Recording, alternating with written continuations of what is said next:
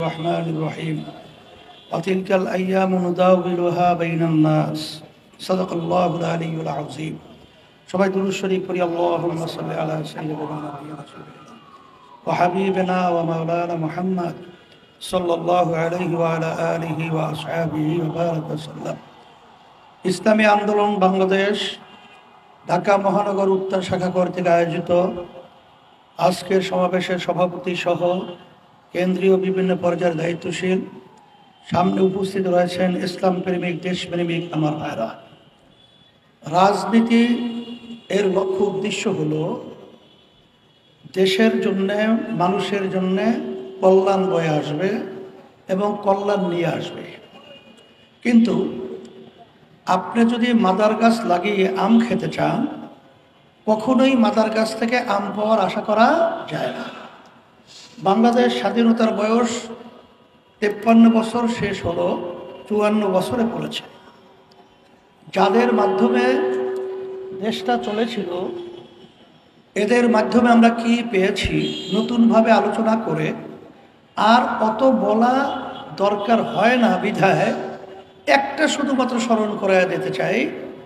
এদের পরিচালনায় তামাম দুনিয়ার মধ্যে এই সুন্দর দেশ বাংলাদেশটা একবার দুইবার নয়, 5 বার চোরের দিক থেকে ফার্স্ট বানিয়েছে।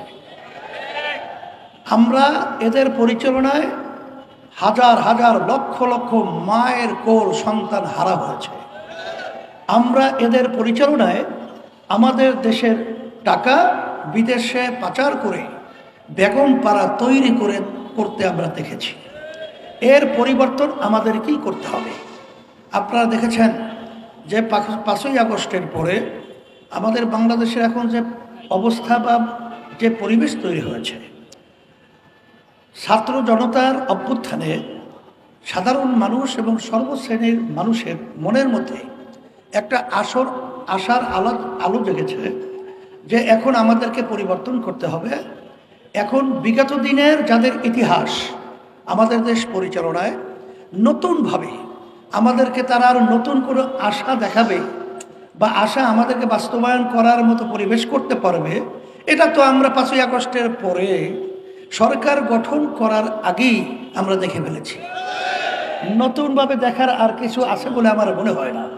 সেই হিসাবে আমি বলবো, আসেন এই দেশ যারা আমরা ভালোবাসি, যারা আমরা মুসলমান ইসলামকে ভালোবাসি, যারা আমরা মানবতার পক্ষে অবস্থান তৈরি করেছি, আমরা সবাই একত্রিত হয়ে এই অবস্থার পরিবর্তন দেশের জন্যে আমি আহ্বান করব।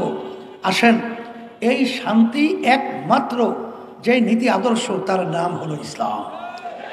ইসলামী নীতি আদর্শের মধ্যে আমাদের মহাসচিব বলেছেন যে বাংলাদেশের হিন্দু মহাজোটের যে মহাসচিব, তিনি বলেছিলেন 71 থেকে শুরু করে ইসলামী আন্দোলনের ব্যাপারে তিনি বলেছেন কথা কাজের মিল পাই পীর সাহেব চরমনাই।